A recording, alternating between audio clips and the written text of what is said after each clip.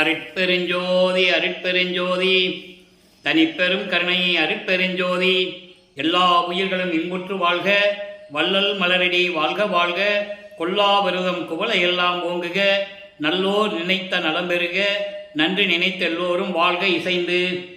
உலக மக்களே, அறிவார்ந்த அன்பர்களே, ஆண்மநேய ஒருமைப்பாடுடைய அன்பர்களே, அருட்பெருஞ்சோதி ஆண்டவருடைய திருவிளையாடல்களை பார்த்து கொண்டிருக்கிறோம். அருட்பெருஞ்சோதி ஆண்டவர் இந்த பிரபஞ்சம் தோன்றிய காலத்திலிருந்தே எவ்வளவோ திருவிளையாடல்கள் செய்திருந்தாலும் கூட கலியுகத்தினுடைய கடைசி திருவிளையாடல் மிகவும் முக்கியத்துவம் வாய்ந்தது. காரணம், ஏற்கனவே குறிப்பிட்டபடி இந்த பிரபஞ்சம் தோன்றிய காலத்திலிருந்தே உலகங்களை படைத்து, உலகங்களுக்கு தேவையான தலைவர்களை படைத்து, பதத்தலைவர்கள் பிரம்மன், திருமால், ருத்திரன், மகேஸ்வரன், சதாசிவம் போன்ற பதத்தலைவர்களை படைத்து, அவர்களுக்கு ஏற்றபடி ஒவ்வொரு ஆளுக்கும் தொழிலை கொடுத்து, படைத்தல், காத்தல், அழித்தல், மறைத்தல், அருளல் போன்ற 5 தொழில்களையும் கொடுத்து இந்த பிரபஞ்சத்தை இயக்கும்படி கட்டளையிட்டது அருட்பெருஞ்சோதி ஆண்டவர். அதனுடைய விளக்கங்களை திருவொட்பா பாடலி மூலமாக நாம் ஏற்கனவே தெளிவாக பார்த்துவிட்டோம். அருட்பெருஞ்சோதி அகவலிலே சிருட்டி தலைவரை, சிருட்டி அண்டங்களை அருள் திறன் வகுத்த அருட்பெருஞ்சோதி. வகுத்த என்பது படைத்தது. ஆக சிருட்டி என்பது படைக்கும் தொழிலை செய்யக்கூடிய பிரம்மனை, சிருட்டி தலைவன் அவனை படைத்து, அதே போன்று காக்கும் தலைவரை, காக்கும் அண்டங்களை ஆவகை அமைத்த அருட்பெருஞ்சோதி. இப்படி ஒவ்வொரு பாடலும் உண்டு. அந்த பாடலுடைய விளக்கங்களை எல்லாம் நாம் ஏற்கனவே பார்த்து விட்டோம். இவர்களை படைத்து இவங்களுக்கு தேவையான தத்துவங்களையும் கொடுத்து, அதற்கு முன்னால் எல்லா தத்துவங்களிலும் தன் கையில் வைத்துக் கொண்டிருந்தவர் அருட்பெருஞ்சோதி ஆண்டவர். பிரம்மனுக்கு 24 தத்துவம், ஆன்ம தத்துவம் என்று கூறுவார் வல்லற்பமானவர்கள். பிரம்ம தத்துவம் என்றும் கூறுவார்கள். பிரம்ம தத்துவம் 24, வித்யா தத்துவம் விஷ்ணுக்கு 7 தத்துவங்கள், ஈஸ்வர தத்துவம் ருத்திரனுக்கு 5 தத்துவங்கள், மகேஸ்வரனுக்கும் சதாசிவத்திற்கும் இதனுடைய உட்கருவிகளாகிய தத்துவிகள் 60 உண்டு. இப்படி ஒவ்வொருத்தரும் பிரித்து பிரித்து இந்த பிரபஞ்சத்தை இயக்க வைத்தார்கள். ஆனால் நடந்தது என்ன? கிரேக யுகத்திலே மார்க்கங்கள் உருவானது, சமயங்கள் உருவானது. திரேக யுகத்திலே மார்க்கங்கள் உருவானது, சமயங்கள் உருவானது. துவார யுகத்திலே மார்க்கமும் உருவானது, சமயங்களும் உருவானது. கலியுகத்திலே மதங்களும் சமயங்களும் மார்க்கங்களும் தோன்றின. இந்த சமயங்களும் மதங்களும் மார்க்கங்களும் சாராத இறைவன் அருட்பெருஞ்சோதி ஆண்டவர். அதான் அருட்பெருஞ்சோதி ஆண்டவர் அருட்பெருஞ்சோதி அகவலிலே கூறுவார், சாதி மதமும் சமயமும் பொய்யென ஆதியில் உணர்த்திய அருட்பெருஞ்சோதி. இப்படி ஒவ்வொரு யுகமும் அழியும் போது ஒவ்வொரு யுகத்துக்கும் ஆயுள் காலம் உண்டு. அந்த ஆயுள் காலத்துக்கு பிறகு அந்த யுகம் அழிந்துவிடும். அப்போ அந்த யுகத்தில் தோன்றிய மார்க்கங்களும் சமயங்களும் அழிந்துவிடும். இப்படி 4 யுகங்களிலுமே அழிந்து போன உடனே கலியுகம் 1900 ஆண்டுகளிலே முடிந்து விட்டது. கலியுகத்திற்கு மொத்தமே 5000 வருடங்கள் என்று நமது இறைவன் வல்லற்பமானவர்கள் தெளிவாக அருளியிருக்கிறார்கள். அவர் இறைவன், இறைவனுடைய மகன், இறைவனாகவே வருவிக்க உற்றவர் என்ற நிலையை திருவொட்பாவிலே தெளிவாக நாம் பார்த்து கொண்டிருக்கிறோம். அப்போ கலியுகம் முடியும் காலகட்டத்தில் எல்லா யுகங்களும் முடிஞ்சிருச்சு. கலியுகம் 1900 ஆண்டில் முடிய போகுது. அப்போ அதற்கு முன்னால் இந்த பிரபஞ்சத்தை இயக்குவதற்கு ஒரு ஆளை ரெடி பண்ணணும். அருட்பெருஞ்சாண்டவர் தன் அருளால் ஒரு ஆண்மகனை பெற்றெடுத்து ஒரு தாயின் வழியாக இந்த பூலோவுக்கு வருவிக்க செய்தார். 5/10/1823 ஆண்டு தொடங்கிய திருவிளையாடல் அப்போதான் வல்லற்பமானவர்கள் வருவிக்க உற்றார். 30/1/1874 இரவு 12 மணி வரையிலும் 51 ஆண்டுகள் திருவிளையாடல் நடந்து கொண்டிருக்கிறது. இந்த பூலோகத்திற்கு வருவதற்கு முன்னாலே ஒரு தாயின் கருவறையில் இறைவனுடைய திருவிளையாடல் எப்படி நடந்தது? பிள்ளைப்பெருமானவர்கள் வருவிக்கூட்ட இடம் சிதம்பரம் அருகிலே மருதூர் என்ற ஒரு கிராமம். அங்கே ராமையா பிள்ளை சின்னையம்மை அவர்களுடைய இல்லற வாழ்க்கையில் சைவகுலத்தில் வருவிக்க உற்றார். ஏற்கனவே அவங்களுக்கு உலகியலிலே பிறந்த குழந்தைகள் உண்டு. 4 குழந்தைகள், 2 ஆணு 2 பெண்ணு. இவர் அவர்களுடைய சின்னையம்மையுடைய கருவறையிலே தங்கி 10 மாதம் இருந்து வருவிக்க உற்றாரை தவிர இறைவனுடைய திருவிளையாடல் அது என்பதை நீங்கள் புரிந்து கொள்ள வேண்டும். எப்படி அவர் அந்த தாயினுடைய கருவறையிலே வந்து அமர்ந்தார் என்றதையும் நாம் ஏற்கனவே விளக்கமாக பார்த்து விட்டோம். அந்த நிலையில் இருக்கும்போது இந்த 51 ஆண்டுகளை 8 ஆண்டுகளாக பிரித்து தனது மகனுக்கு எப்படியெல்லாம் அருளை கொடுத்து கொண்டிருக்கிறார் என்பதை தான் திருவொட்பாவிலே பாடல் மூலமாக பார்த்து கொண்டிருக்கிறோம். வல்லப்பெருமான் அவர்கள் வருவிக்கோட்டு 202 ஆண்டுகள் முடிவடைந்த நிலையிலும் கூட திருவருட்பாவில் இருக்கின்ற உண்மைகளையும் வல்லப்பெருமானுடைய அருள் ஆற்றலையும் அவர் எப்படி அருட்பெருஞ்சோதி ஆண்டவர் என்ற நிலையையும் மக்களுக்கு தெளிவாக யாரும் கூறவில்லை என்பதனால் மக்களுக்கு தெரியாது. சாமியார்னு நினச்சிட்டு இருக்காங்க. அதான் உண்மை. நம்ம காதுபடைய நிறைய பேசுனதெல்லாம் கேட்டிருக்கோம். மற்றவங்க பேசும்போது நம்ம கேட்குறோம். அப்போ இந்த நிலையில் இருக்கும்போது ஒரு தாயின் கருவறையிலே இருந்து இந்த பூலகத்தை தொடும்போது அங்கே பிரம்மனும் திருமாலும் ருத்திரனும் போன்ற பத தலைவர்களெல்லாம் எப்படி நமது வல்லற்பெருமானை நமது பிள்ளைப்பெருமான் அவரை வாழ்த்தி வரவேற்கிறார்கள் என்ற நிலையையும் பார்த்தோம். அதன் பிறகு 5 மாத குழந்தையாக இருக்கும்போது தில்லை ஜலத்திடையே திரை தூக்க தரிசித்த போது வேய்வகை மேல் காட்டாதே எந்தனக்கே வெளியாய் காட்டிய மெய்புறவா மெய்ப்பொருளை என்று கூறுவார். அதாவது சிதம்பரத்தில் ஒரு திருவிழா நடக்குது. அப்போ கிராமத்திலேருந்து போகிறாங்க, மருதூர் கிராமத்திலேருந்து அவங்க குழந்தைகளை கூட்டிட்டு திருவிழாவுக்கு போகிறாங்க. அங்கே எல்லாரும் நடராஜனை கும்பிட்டுக்கிட்டு இருக்காங்க. இவருக்கு மட்டும் தன் மகனுக்கு மட்டும் வெளியாக காட்டுகிறார். வெட்ட வெளியாக. வேய்வகை மேல் காட்டாதே என்பது உடம்பிலே எந்த ஆபரணங்களும் அணியாமல் பட்டாடை உடுத்தாமல் வெளியாக காட்டுகிறார். 5 மாத குழந்தையிலே தனக்கு இந்த சிவரகசியத்தை காட்டியதை, சிதம்பர ரகசியத்தை காட்டியதை பின்னாளிலே திருவருட்பாவிலே நமக்கு அருளியிருக்கிறார்கள். இதுவும் இறைவனுடைய திருவிளையாடல். அதன் பிறகு அவருக்கு மறைப்பு நிலை ஏற்படுகிறது. ராமையா பிள்ளை அவர்கள் இறந்தவுடனே சின்னையம்மை அவர்கள் இந்த குழந்தைகளெல்லாம் கூட்டிட்டு சின்னக்காவனம் என்ற ஒரு கிராமம் பொன்னேரி பக்கத்தில் இருக்க அங்கே கூட்டு போகிறாங்க. அந்த ஊர் தான் நம்ம பிறந்த ஊர். அங்கே சில காரணங்களால், குடும்ப சூழ்நிலை காரணங்களால் அங்கே இருக்க முடியவில்லை.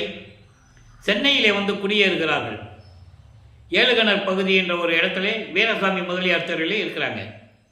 இப்போ அந்த இடத்துக்கு பெயர் வள்ளலார் நகர்னு பெயர். அப்போது நமது பிள்ளைப்பெருமான் அவர்கள், நமது குழந்தை இறைவன் வளர்ந்து கொண்டிருக்கிறார். பள்ளிக்கூடத்தில் சேர்க்க வேண்டிய வயசு வந்துடுச்சு.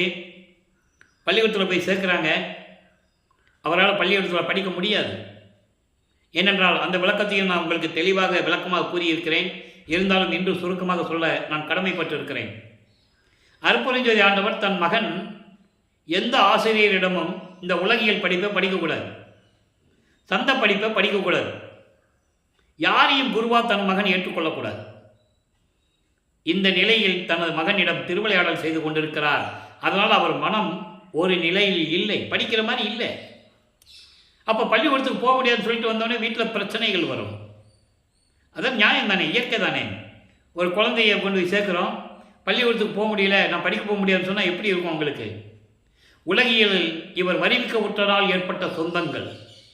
அப்போ பிள்ளைப்பெருமான் அவர்களுக்கு அவர் யாருன்னு அவருக்கும் தெரியாது, அங்கே இருக்கிறவங்களுக்கும் இவர் இறைவனுடைய குழந்தைன்னு அவங்களுக்கும் தெரியாது. இந்த நிலையில், இந்த சூழ்நிலையில் இருந்து கொண்டிருக்கும் போது அவர் மனம் ஒரு தனிமையான இடத்தை நாடுகிறது. அப்போ கந்தகோட்டம் என்ற இடத்துல போய் அமர்ந்து கொள்ளுகிறார். எல்லாம் தூங்கிட்டு இருப்பாங்க, இவர் எந்திரிச்சு போயிடுவார். எல்லாம் தூங்கின பிறகு தான் வீட்டுக்கு வருவார். அப்போ இங்கே இருக்கிறவங்க தேடுவாங்க, ராமலிங்கம் என்ன பண்ணான்னு தெரியல, சாப்பிட்டானா சாப்பிடலையான்னு தெரியல. இப்படியெல்லாம் ஒரு சூழ்நிலைகள் தொடர்ந்து கொண்டு இருக்கிறது. ஆக வல்லப்பெருமான் அவர்கள் முதல் 8 அதாவது வருவிக்க உற்ற 1ஆம் ஆண்டிலிருந்து 8 ஆண்டுகள் வரையிலும் எந்த விதமான அருளும் இறைவனிடந்து கிடைக்கவில்லை. இப்போ 2வது எட்டில் அடியெடுத்து வைக்கிறார். 9வது ஆண்டில் இறைவன் அவர் முன் தோன்றி எழுந்தருளி, மகனே, நீ என்னால் வருவிக்க உற்றவன், நீ எனது மகன், நீ ஏன் பூலோகத்திற்கு உன்னை வருவிக்க செய்தேன் என்ற காரியங்கள் எல்லாம் முன்பருவம் பின்பருவம் காட்டி அருள் செய்வேன் என்று கூறி அவருக்கு ஞானத்தை பெற்றுக்கொள் என்று சொல்லி ஞானத்தை மட்டும் கொடுத்து விட்டு மறைந்து விடுகிறார். இவருக்கு அதன் பிறகு ஒரு மறைப்பு நிலை ஏற்படுகிறது. மறைப்பு நிலை என்பது ஏற்கனவே பிரபஞ்சத்தில் நடந்த உண்மைகள், இந்த நிகழ்ச்சிகளெல்லாம் அவருக்கு அப்போ தெரியாது. சுத்த சன்மார்க்கம் இருக்கிறது தெரியாது. அருட்பெருஞ்சோதி ஆண்டவர் தான் இறைவன் என்ற நிலை அப்போ அவருக்கு தெரியாது. சமயங்களும் மதங்களும் மார்க்கங்களும் சூழ்ந்திருந்த காலகட்டங்களில் இவரும் சைவ குலத்திலிருந்து வருவிக்க விட்டதனால் சிவபெருமானை இறைவனாக ஏற்றுக்கொண்டு நமச்சிவாய, சிவாய நம, ஓம் சிவாயா என்று மந்திரங்களை சொல்லி சரியை கிரியை யோகம் என்ற 12 நிலைகளில் இருந்து கொண்டு இறைவனை வழிபட்டு கொண்டிருக்கிறார். அதே நேரத்தில் சைவ சமயத்தின் அடையாளமாகிய திருநூரை பூசிக்கொண்டும் உத்தராட்ச மாலை போட்டுக்கொண்டும் இறைவனை வணங்கி கொண்டிருக்கிறார். தான் 9வது ஆண்டில் ஆட்கொண்டதை பாடல்களிலே கூறியிருக்கிறார். ஆண்டாறு மூன்றாண்டிலே ஆட்கொண்ட அருள்கடலே என்று கூறுவார். 6வது 3வது சேர்த்துன்னு சொல்லுவார். 6ஓடு 3வது ஆண்டிலே ஆட்கொண்ட கருணையின் கடலே என்று சொல்லுவார். ஆக இறைவன் தன்னை ஆட்கொண்டது 9வது வயதில் என்பதை, வயது என்று சொல்வதை விட வருவிக்க உற்ற ஆண்டு 9வது ஆண்டு. ஏனால் வல்லப்பெருமானுக்கு வயது இல்லை, அவர் பிறப்பு இறப்பு இல்லாதவர், ஒவ்வொரு யுகத்திலேயும் இருந்தவர். அந்த நிலையை நீங்கள் புரிந்து கொள்ள வேண்டும். ஆக 9வது ஆண்டிலே இறைவன் ஆட்கொண்ட பிறகு, ஞானத்தை பெற்ற பிறகு சிவபெருமானிடம் முறையீடு செய்கிறார். 1ஆம் திருமுறை உருவாகிறது. அதுவே 6ஆம் பதிகத்திலே திருவருள் முறையீடிலிருந்து இறைவனுடைய திருவிளையாடல்களை பார்த்து கொண்டிருக்கிறோம். இன்று பதிவு 306, அதாவது எபிசோடு 306 இன்னைக்கு நம்ம பார்க்கிறது. இந்த நிலையில் இருக்கும்போது வல்லப்பெருமானவர்கள் 9வது ஆண்டிலிருந்து 12 ஆண்டுகளுக்குள் இருந்து கொண்டிருக்கிறார். 1ஆம் திருமுறை உருவாகிறது. 8 பதிகங்கள்: திருவடி புகழ்ச்சி, விண்ணப்ப கலிவன்பா, நெஞ்சறிவுறுத்தல், சிவனேச வெண்பா, மகாதேவ மாலை, திருவருள் முறையீடு, வடிவுடை மாணிக்க மாலை, இங்கித மாலை. நம்ம திருவருள் முறையீடிலிருந்து இறைவனுடைய திருவிளையாடல்களை பார்த்து கொண்டிருக்கிறோம். மற்ற பதிகங்களுக்கெல்லாம் ஏற்கனவே அதாவது அந்த பாடலுடைய விளக்கங்களுக்கு, மகாதேவ மாலை, திருவடி புகழ்ச்சிக்கெல்லாம் விளக்கங்கள் நான் கொடுத்துருக்கிறேன். நம்ம யூடியூப்பில் நீங்கள் பார்க்கலாம். 5 வருஷமாக நம்ம பேசிகிட்டு இருக்கோம் திருவருட்பா பற்றி. இப்போது இந்த நிலையில் இருக்கும்போது சிவபெருமானிடம் முறையீடு செய்கிறார். 232 பாடல்கள். அந்த பாடல்களுடைய விளக்கங்களை முழுமையாக பார்த்து விட்டோம். இறைவனிடமிருந்து எந்த பதிலும் இல்லை, அருளையும் பெற முடியவில்லை. அந்த ஏக்கத்தில் ஒருவேளை அம்மையை பற்றி பாடினால் அருளை பெற்றுவிடலாமா என்று சொல்லி வடிவுடை பற்றி பாடுகிறார். வடிவுடை மாணிக்க மாலை உருவாகிறது. வடிவுடை மாணிக்க மாலை இன்றைக்கு 90வது பாடலை பார்த்துக்கிட்டு இருக்கோம். நல்லா கவனிங்க. வல்லப்பெருமானவர்கள் இப்போ 2வது எட்டில் இருந்து கொண்டிருக்கிறார். 2வது திருமுறை உருவாகிறது. 113 பதிகங்கள், 1207 பாடல்கள். இன்னைக்கு அதை பார்க்குறோம். வடிவுடை மாணிக்க மாலை 90வது பாடல் பார்க்குறோம். நல்லா கவனிங்க. 1ஆம் திருமுறை பார்க்குறோம். கற்பதும் கேட்பதும் எல்லாம் நின் அற்புத கஞ்சமலர். கஞ்சம் என்பது தாமரை, கஞ்சமலர் என்பது தாமரை மலர். கற்பதும் கேட்பதெல்லாம் நின் அற்புத கஞ்சமலர், பொற்பதம் காணும் பொருட்டு என் எண்ணுவர் புண்ணியரே. அம்மையே, என் தாயே, வடிவுடை மாணிக்கமே, கற்றுக்கொள்ளுவதும் விளக்கங்களை கேட்பதும் எல்லாம் உன்னுடைய அற்புதமான செந்தாமரை மலர் போன்று இருக்கின்ற உனது திருவடியை பார்க்கும் பொருட்டு புண்ணியர்கள், அடியார்கள் எல்லாம் உன்னை போற்றுகிறார்கள். எப்படியாவது உன்னுடைய அருளை பெற வேண்டும் என்று சொல்லி உன் திருவடியை நினைத்து போற்றுகிறார்கள். எல்லாமே உன் செயல் என்று நினைத்து போற்றுகிறார்கள். சொற்பதமாய் அவைக்கு அப்புறமாய் நின்ற தூய் சுடரே, அதாவது சொல்லாகவும் பொருளாகவும் விளங்கி கொண்டிருக்கின்ற தூய சுடரே, என் அம்மையே, என் தாயே, அருள்வளம் நிறைந்த திருவொற்றியூர் வாழ்வே, வடிவுடை மாணிக்கமே என்று முறையீடு செய்கிறார். ஆக தந்தையையும் தாயையும் முறையீடு செய்கிறார், விண்ணப்பம் வைக்கிறார். அருள் கொடுக்க வேண்டும் என்று சொல்லி வேண்டி விரும்பி வணங்கி கொண்டிருக்கிறார். இந்த நிலைகளெல்லாம் கடந்த பிறகு எந்த விதமான பதிலும் இல்லாததனால் 13வது ஆண்டில் முதல் முறையாக திருவொற்றியூருக்கு கால்வலிக்க நடந்து செல்லுகிறார். அவர்கள் குடியிருந்த பகுதியிலிருந்து திருவொற்றியூருக்கு நடந்துதான் செல்ல வேண்டும். அப்போ வல்லப்பெருமானவர்களுக்கு எந்த அருளும் இல்லை. அதன் பிறகு எப்படியெல்லாம் அருள் கிடைத்தது என்பதை தான் நாம் பார்த்து கொண்டிருக்கிறோம். இப்போ நான் கால்வலிக்க நடந்து சென்று அங்கே தியாகராஜ பெருமானை எப்படி வணங்குகிறார் என்பதை 2ஆம் திருமுறையிலிருந்து பார்த்து கொண்டிருக்கிறோம். இதுவரையில் 29 பதியங்களை பார்த்திருக்கிறோம். அதனுடைய ஒரு சுருக்கம். அங்கே போய் தியாகராஜ பெருமானை வழிபட்டும் எந்த விதமான பலனும் இல்லாததனால் திருமுல்லை வாயில் செல்லுகிறார். அங்கே சிவபெருமானுடைய பெயர் மாசிலாமணி. அவருக்கு தான் ஊருக்கு ஒரு பேர் இருக்கே. அப்போ அங்கே போகிறாரு, அங்கேயும் வழிபடுகிறார். என்னை இந்த பூலோகத்துக்கு வருவிக்க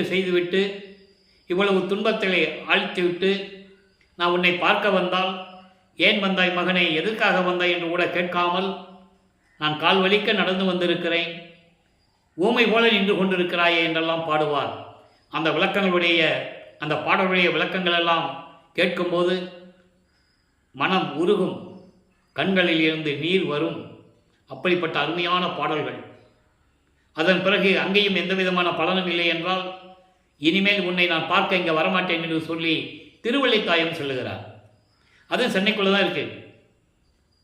அப்போ அங்கும் போய் இறைவனிடம் வேண்டுகிறார், கந்த துணி கட்டிக்கிட்டு இருக்கியே, எனக்கு ஒரு கந்த துணியை கூட நானும் கட்டிக்கிட்டு நிற்கிறேன், உன்னால் வருவிக்க உற்று இந்த பூலோகத்தில் நான் என்ன பலன் கண்டேன், நான் துன்பப்படுவதை பற்றி கூட எனக்கு கவலை இல்லை, பெற்ற மகனை தெருவில் விட்டு விட்டானே என்று சொல்லி இந்த உலகம் உன்னை பழிக்குமே, உன்னை இழிக்குமே, அந்த பழிச்சொல்லுக்கும் இழிச்சொல்லுக்கும் ஆளாகக்கூடாது என்பதற்காகத்தான் நான் வருத்தப்படுகிறேன், துன்பப்படுகிறேன், துயரப்படுகிறேன், எனக்கு விரைவில் வந்து அருள்வாயாக என்று சொல்லி விண்ணப்பம் வைக்கிறார். அதன் பிறகு இப்போ வல்லப்பமானவர்கள் 16 ஆண்டுகளுக்குள் இருந்து கொண்டிருந்தார். எந்த விதமான பலனும் இல்லை. இப்போ 3வது எட்டில் அடியெடுத்து வைக்கிறார். 3/24. அப்போ 17வது ஆண்டிலிருந்து 24 ஆண்டுகளுக்குள், அந்த 8 ஆண்டுகளுக்குள் என்ன நடந்தது என்பதை 3ஆம் திருமுறை உருவாகிறது. 3ஆம் திருமுறையில் இருக்கின்ற 19 பதிகங்களில் இருந்தும் 235 பாடலுடைய விளக்கங்களை முழுவதுமாக பார்த்து விட்டோம். அதனுடைய ஒரு சுருக்கம். இப்போ காட்சிகள் மாறுகிறது, காலங்கள் உருண்டோடுகிறது. இப்போ தியாகராஜ பெருமானிட்ட போய் நிற்கும்போது அவர் காட்சி கொடுக்கிறார். காட்சியை கண்டவுடன் இவர் மனம் பூரிப்படைகிறது. எப்படியாவது அருளை கொடுத்துவார்னு ஏங்கிக்கிட்டு இருக்கும்போது மறைந்து விடுகிறார். இந்த நிலை தொடர்ந்து கொண்டிருக்கிறது. அதன் பிறகு திருவிழா வீதி வரும்போது, அதாவது பவனி வரும்போது, தேரில் வச்சு கொண்டு வருவாங்கள்ல, ஒவ்வொரு தெருவாக வரும், தேரோடு வீதிகளிலே தேர் வந்து கொண்டிருக்கும். அப்போ இவருக்கு காட்சி கொடுக்கிறார், மறைந்து விடுகிறார். அந்த நிலைகள் எல்லாம் பாடலுடைய விளக்கங்களை முழுமையாக பார்த்து விட்டோம். அதன் பிறகு இப்படியெல்லாம் தொடர்ந்து கொண்டிருக்கிறது என்று சொல்லி நாரையும் கிளிகளையும் இறைவனிடம் தூது அனுப்புவார். நான் இறைவனால் வருவி கூற்ற மகன் என்றாலும் கூட இன்னும் அவர் வந்து எனக்கு அருளை கொடுக்கவில்லையே என்று சொல்லி நீங்கள் போய் தியாகராஜ பெருமானிடம் சொல்லுங்கள், அவனால் தூங்க முடியவில்லை, உறங்க முடியவில்லை, சாப்பிட முடியவில்லை, மனம் ஒரு நிலையில் இல்லை என்ற நிலையை எடுத்து சொல்லுங்கள் என்று சொல்லி தூது அனுப்புவார். அந்த பாடல்களை எல்லாம் நாம் ஏற்கனவே கூறியது போல தன்னை தலைவியாகவும் இறைவனை தலைவனாகவும் வர்ணனை செய்து எப்படியெல்லாம் இறைவன் மீது காதல் கொண்டுள்ளார் என்பதை தெளிவாக நமக்கு அருளியிருக்கிறார்கள். அந்த விளக்கங்களை எல்லாம் பார்த்து விட்டோம். அதன் பிறகு உலகியலிலே இருப்பது போல ஒரு குறைத்து பின்னிடம் போய் குறி கேட்பதும், ஒரு ஜோதிடரிடம் போய் ஜோசியம் பார்க்கிறதும், மனநிலை அப்படி இருக்கு, ஒன்றும் பண்ண முடியாது. நீங்கள் நினைச்சு பாருங்க, இறைவனுடைய மகனும் தெரிஞ்சு போச்சு, வருவிக்க உற்றவரும் தெரிஞ்சு போச்சு, அவருக்கு பிறப்பு இருப்பு இல்லைன்னு தெரிஞ்சு போச்சு. ஆனால் இறைவன்கிட்ட அருளை வாங்க முடியல, எப்போ கிடைக்கணும்னு தெரியல. அப்போ அந்த மனநிலை எப்படி இருக்குன்றது நம்ம கொஞ்சம் நினச்சி பார்க்கணும். வெளியே யார்ட்டையும் சொல்லவும் முடியாது. இந்த நிலையில் இருக்கும்போது 19வது பதிகத்திலே, காதல் மாட்சி என்ற பதிகத்திலே, இவரை பார்த்து சிவபெருமான் எப்படி தெருவழியாக ஓடுகிறார் என்பதையும், இவர் பின்னாலே போய் ஓட்டத்தை பிடிக்க முடியலன்னு சொல்கிறதையும் நாம் பாடலுடைய விளக்கங்களை பார்த்துட்டோம். அப்போ அங்கே இருக்கிறவங்க கேட்பாங்க, அந்த நிலைகளையும் விளக்கங்களையும் நம்ம எல்லாம் தெளிவாக பார்த்தாச்சு. இருந்தாலும் ஒரு சுருக்கமாக சொல்ல வேண்டிய கடமை இருக்கிறது. அங்கே இருக்கிறவங்களாம் கேட்குறாங்க, ஏன்னா ராமலிங்கன்னு பேர் அவங்களுக்கு எல்லாம் தெரியும், ஏன்னா அங்கேயே தானே இருக்கிறாரு. அப்போ தினமும் பார்க்குறவங்களுக்கு கேட்குறாங்க, என்ன ராமலிங்கம் தெருவழியாக ஓடிக்கிட்டு இருக்க அப்படின்னு கேட்கும்போது, சிவபெருமான் ஓடுறாரு, நான் பிடிக்க போனேன், என்னால் முடியலை அப்படின்னு சொல்கிறார். அப்போ அங்கே இருக்கிறவங்க சொல்லுவாங்கல்ல, என்ன ராமலிங்கம் சொல்கிறேன், இந்த கலியுகத்தில், அப்போ கலியுகம் நடந்துகிட்டு இருக்கு. இந்த நிகழ்ச்சி நடக்கும்போது 1847ஆம் ஆண்டு குறிப்பாக வச்சுக்கலாம். 1847ஆம் ஆண்டு கிட்டத்தட்ட, ஏன்னா அப்போ ஆண்டுகள் வந்து அவருக்கு வருவிக்க விட்டு 24 ஆண்டுகள் ஆகுது. 1823 வருவிக்க விட்டவர் 24 ஆண்டு கூட்டினோம்னா 1847ஆவது ஆண்டு இந்த நிகழ்ச்சி அங்கே நடக்குது திருவொற்றியூரில். அப்போ இவர் சொல்லுவார், நீங்கள் என்ன சொன்னாலும் சரி, இதெல்லாம் விளக்கங்கள், பாடலில் இருக்கிற விளக்கங்கள். நம்ம நானாக கதை சொல்கிறதில்ல, கற்பனையாக சொல்கிறதில்ல, எல்லாமே பாடல்கள் தான். அப்போ அந்த பாடலில் சொல்லுவார், 10 பாடல்கள் ஒரு பதியத்தில் இருக்குது. எப்படிப்பட்ட இறைவன், நீங்கள் என்னென்னமோ சொல்கிறீங்க, இருந்தாலும் பரவாயில்லை, நான் இறைவன் மீது உள்ள காதலை கனவில் கூட என்னால் மறக்க முடியாதுன்னு சொல்லுவார். அந்த விளக்கங்களை எல்லாம் பார்த்து விட்டோம். இப்போது வல்லப்பமானவர்கள் 4வது எட்டிலே அடியெடுத்து வைக்கிறார். 25வது ஆண்டிலிருந்து 32 ஆண்டுகளுக்குள் என்ன நடந்தது என்பதை 4ஆம் திருமுறையிலிருந்து 8 பதிகத்திலிருந்தும் 197 பாடல்களுடைய விளக்கங்களை நாம் தெளிவாக பார்த்து விட்டோம். இப்போ என்ன நடக்குது? 27வது ஆண்டில் கல்யாணம் பண்ணணும்னு சொல்கிறாங்க. கல்யாணம் பண்ணால் இவனுக்கு பொறுப்பு வரும், கால் கட்டு போடணும்னு சொல்கிறாங்க. அப்போது அக்கா மகளை கல்யாணம் பண்ணணும்னு சொல்கிறாங்க. அக்கா மகள் என்பது இவர் அந்த குடும்பத்தில் வருவிக்க உற்றதனால் ஏற்பட்ட சொந்தம். அதனால தான் அந்த அம்மையார், தனக்கோடி அம்மையார் இவர் வருவிக்க உற்ற குடும்பத்தில் உறவுக்கார பெண்ணாக பிறக்கிறார்கள். அப்போது அந்த பெண்ணுக்கு இவர் தாய்மாமனாகிறார், முறைப்பெண்ணாகிறார். இந்த நிகழ்வை பாடல்களிலே சொன்ன விளக்கங்களை தான் உங்கள்கிட்ட சொல்லிகிட்டு இருக்கேன். அப்போ இந்த நிலையில் இருக்கும்போது இவர் கல்யாணம் வேண்டான்னு சொல்கிறாரு. அப்போ இவன் நம்ம சொன்னால் கேட்க மாட்டேன்றால் அவர் சாமியார்கிட்ட கூப்பிட்டு போவோம்னு சொல்லி திருவொற்றியூர் கூப்பிட்டு போகிறாங்க. அங்கே ஒரு சாமியார் இருக்கார், அவர் பேர் ராமலிங்கம். அவர் வேறு யாரும் இல்லை, அருட்பெருஞ்சோதி ஆண்டவர். இப்போ வல்லப்பமானவர்களுக்கு சுத்த சன்மார்க்கருக்கு தெரியும், அருட்பெருஞ்சோதி ஆண்டவர் தான் கடவுளும் தெரியும். சமயங்களையும் மதங்களையும் மார்க்கங்களையும் சார்ந்த தலைவன் சிவபெருமான். இது வரைக்கும் நம்ம சிவபெருமானை வழிபட்டுக்கிட்டு இருந்தோம். இந்த நிலையெல்லாம் அவருக்கு இப்போ தெரியும். அப்போ இந்த நிலையில் இருக்கும்போது அவர் கூப்பிட்டு போகிறாங்க. அவர் சொல்கிறாரு, மகனே அதெல்லாம் ஒன்றும் இல்லை, கல்யாணம் பண்ணிக்கப்பா அப்படின்னு சொல்கிறாங்க. தந்தையினுடைய அனுமதி பெற்ற பிறகு மிகவும் மகிழ்ச்சியுடன் ஒத்துக்கொள்ளுகிறார். திருமண ஏற்பாடுகள் நடந்து கொண்டிருக்கிறது. அந்த நிகழ்ச்சியிலே எல்லாரும் உட்கார்ந்துருக்காங்க.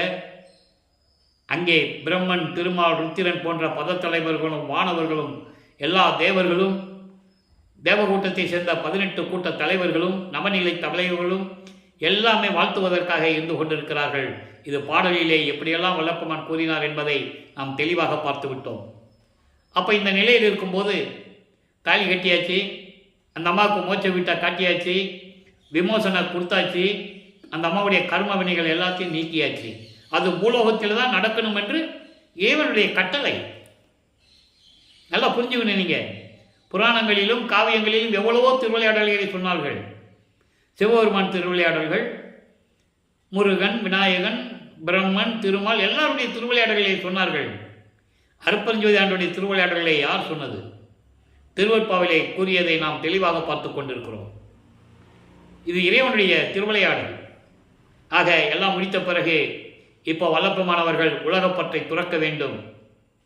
இயல்பாகவே பாசங்களை நீக்குதல் 5வது நிலையில் இருந்து கொண்டிருக்கிறார். இயற்கை உண்மையின் அடிப்படையில் இயல்பாகவே பாசங்களின் பற்றுகளையும் நீக்குதல், தன்வயத்தனாதல், தூய உடம்பினாதல், முற்றிலும் உணருதல், இயற்கை உணர்வினாதல், இயற்கை உண்மையின் அடிப்படையில் இயல்பாகவே பாசங்களை நீக்குதல். இப்போ 5வது குணத்துக்கு வந்துட்டார். இறைவனுக்கு 8 குணம் உண்டு. பேரருள் உடைமை, முடிவில் ஆற்றல் உடைமை, வரம்பில் இன்ப உடைமை. இந்த 3 கடைசியில் வரும். எங்கே சித்தி வளாகத்தில் இருக்கும்போது வரும், பின்னால் பார்க்க போகிறோம். இப்போ 5வது குணத்தில் இருந்து கொண்டிருக்கிறார். இறைவனுடைய குணத்தில் 5வது குணத்தில் இருந்து கொண்டிருக்கிறார். இப்போ தத்துவங்களை கடக்க வேண்டும். அதெல்லாம் பாட்டில் வாங்கிட்டாரு. ஏன்னா அந்த பாடலுடைய விளக்கங்களே நம்ம பார்த்துட்டோம். ஏம சித்தியை எப்படி வாங்கினார், தத்துவங்களை எப்படி கடப்பதுன்னு சொல்லி வாங்கினார் என்பதை நம்ம ஏற்கனவே பார்த்துட்டோம். தத்துவ வெற்றி எப்படி நடந்தது, பிண்ட துரிசுகள் காமம், குரோதம், லோகம், மோகம், மதம், ஆச்சரியம் எப்படி கடந்து சென்றார், சரிய கிரிய யோகம் 12 நிலைகளை எப்படி கடந்து சென்றார். இதெல்லாம் சமயங்களையும் மதங்களையும் மார்க்கங்களையும் சார்ந்தது. அங்கே இருக்கணும்னு சொல்லி தான் தனது மகனை அங்கே இருக்க வைக்கிறார் அருட்பெருஞ்சோதி ஆண்டவர். அதன் பிறகுதான் சுத்த சன்மார்க்கத்தை இப்போ கொடுக்க போகிறாரு. அதை தான் பார்க்க போகிறோம். அப்போ இந்த நிலைகள் எல்லாம் கடந்த பிறகு நீங்கள் அருட்பெருஞ்சோதி அகவலியிலே பார்க்கலாம். எல்லா பாடல்களும் உண்டு.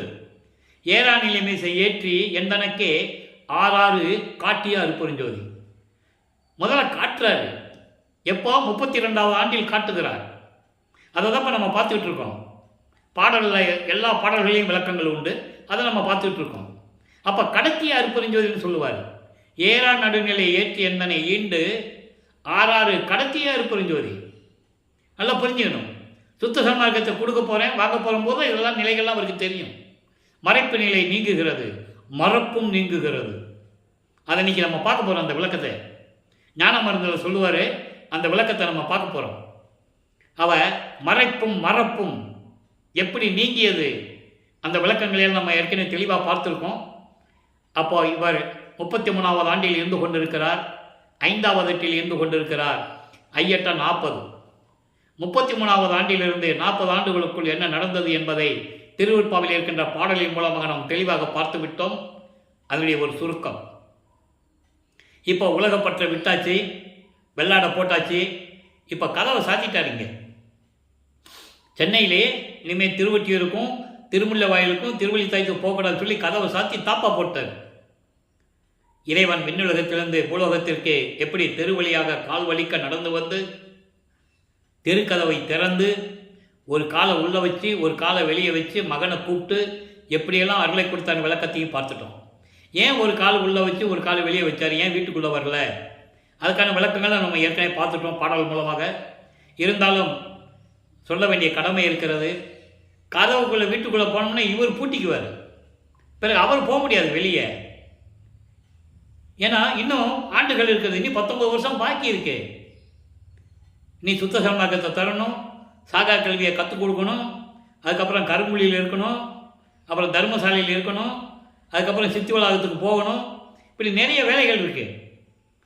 அவருக்கு தெரியும் உள்ளே போனால் பூட்டிடுவான்னு தெரியும். அதனால தான் இவர் உள்ளே வரல. இவர் கூப்பிடுவார், வா தந்தைங்களே, வா தந்தையே உள்ளே வாங்க, தந்தையரே உள்ளே வாங்கன்னு கூப்பிடுவார். அவர் சிரிச்சுக்கிட்டே இருப்பாராம். பாட்டில் இருக்கு, அவர் சிரிச்சுக்கிட்டே தான் கூப்பிடுவாராம். அப்படி இல்லை மகனே நீ வா மகனேன்னு சொல்லி அவர் சிரிச்சுக்கிட்டே கூப்பிடுவார். பாட்டில் இருக்கு. நான் ஏற்கனவே கூறியது போல் இங்கே அதாவது இங்கே சொல்லப்படுகின்ற கருத்துக்கள் எல்லாமே, விளக்கங்கள் எல்லாமே பாடல்களுடைய விளக்கங்கள், சொந்த விளக்கம் கிடையாது. இறைவன் தயவால் கருணையால் பெற்ற விளக்கங்கள், பாடல்களில் இருக்கின்ற விளக்கங்கள். அதை நீங்கள் நல்லா புரிஞ்சுக்கணும். அப்போ இந்த நிலையில் இருக்கும்போது வெள்ளாடை அணிந்து உள்ளே உட்காந்துட்டாரா, அவர் வந்து எல்லாம் கொடுத்துட்டார். இப்போ தத்துவங்களை கடந்து, அந்தங்களை கடந்து, எல்லாற்றையும் கடந்து, வெளிகளை கடந்து மேலே போயிட்டு இருக்கிறார். எங்கே சுத்த சிவஞான வெளிக்கு போயிட்டு இருக்காரு. நீங்கள் இந்த விட்லாச்சாரி படத்தில் புராண படங்களில் பார்த்துருப்பீங்க. தேவர்கள் அப்படியே பறந்து வர்றது, மலர் தூவுறது, அங்கிருந்தே ஆசீர்வாதம் பண்ணுறதெல்லாம் நடக்கும். அதே போல் நம்ம பிள்ளை பெருமான் அவர்கள் பறந்து சென்று கொண்டிருக்கிறார். அங்கே போகிறாரு. அங்கே சத்தியஞான சபை இருக்குது. அந்த சத்தியஞான சபை தான் மக்களுக்காக வடலூரிலே நிறுவியது என்பதை இங்கே நான் பதிவு செய்ய கடமைப்பட்டிருக்கிறேன். அப்போ அந்த நிலையில் இருக்கும்போது அங்கே தேவர்கள் பிரம்மன் எல்லாம் படிக்கு கீழே நிற்கிறாங்க. உள்ளே போக முடியாது. உள்ளே போகிறதுக்கு அவங்களுக்கு தகுதி கிடையாது. தெளிவாக சொல்கிறாரு. கொலையும் புலையும் தவிர்த்தவர்களாம் உள்ளே போக முடியும். எந்த உயிரையும் கொலை செஞ்சிருக்கக்கூடாது, மாமிச உணவுகளை சாப்பிட்டுருக்கக்கூடாது. கொலை செஞ்சாலும் சரி, கொலை செஞ்சவங்க சைவ நிலையில் இருந்தாலும் சரி உள்ளே போக முடியாது. சைவ நிலையில் இருந்து கொலை செஞ்சாலும் சரி, கொலை என்பது ஒரு எறும்பு கொண்டால் கூட கொலை தான். மனதான நினைத்து கண்ணுக்கு தெரியாமல் எவ்வளோ காலடியில் மிதிபடுகிறது, எதேச்சையாக நடக்கிறது, அனிச்சை செயல் நடக்கிறது. அது இறைவனால் மன்னிக்கக்கூடியது. தெரிஞ்சிருந்தும் ஒரு உயிரை கொல்லக்கூடாது. சைவ நிலையில் இருக்கலாம், ஆனால் உயிர்களை கொல்லக்கூடாது.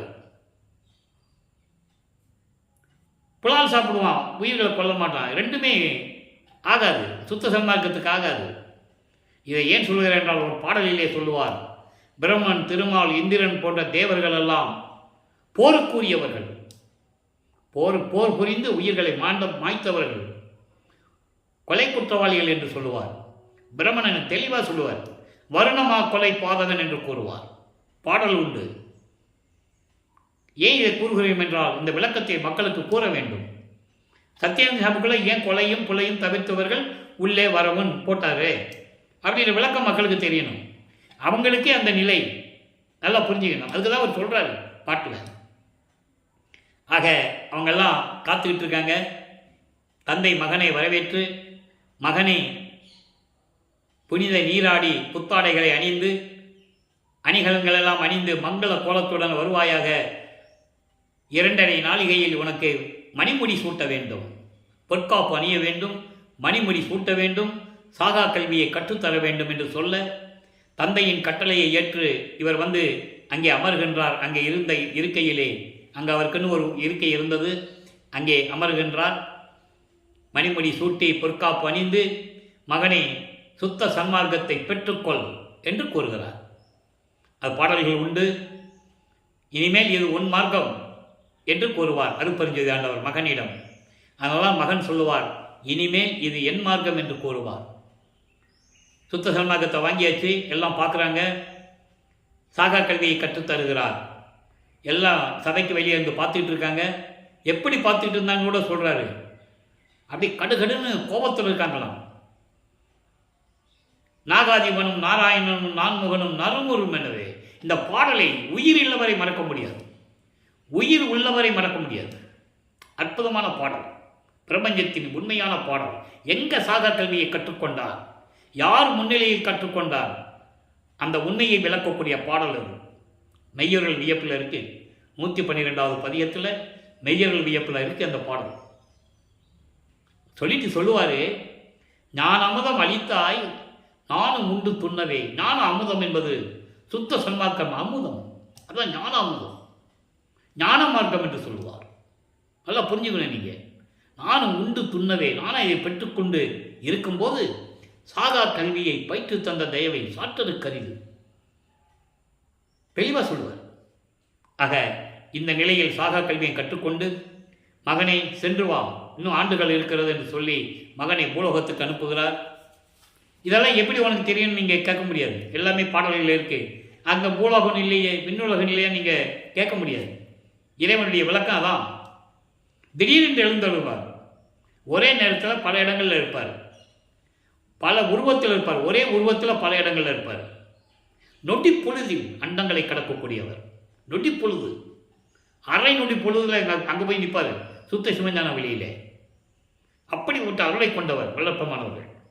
இறைவனுடைய மகன் தன் மகனுக்கு செல்வப்பிள்ளை என்று பெயரிட்டு அழைத்து கொண்டிருப்பார். நீதான் என் மூத்த மகன், என் குலமகன். தெளிவாக சொல்லுவார். பாடல்கள் நிறைய பாடல்கள் இருக்கு. என் குலத்தின் மூத்த மகன் நீ. இவர் சொல்லுவார், அப்பா நான் பாடுகின்ற பாடல்களில் ஏதாவது பிழை இருக்கிறதா, நான் ஏதாவது தவறு செய்து விட்டேனா என்றெல்லாம் கேட்பார்.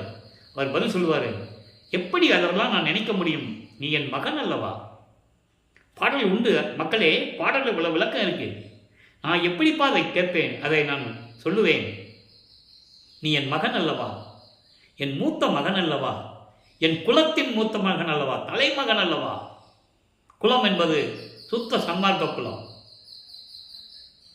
ஆக இப்படிப்பட்டலாம் இருக்கும்போது உன்னை நான் தவறு என்று நினைத்தேனா எல்லாம் என்னுடைய திருவிளையாடல் என்று கூறுவார்.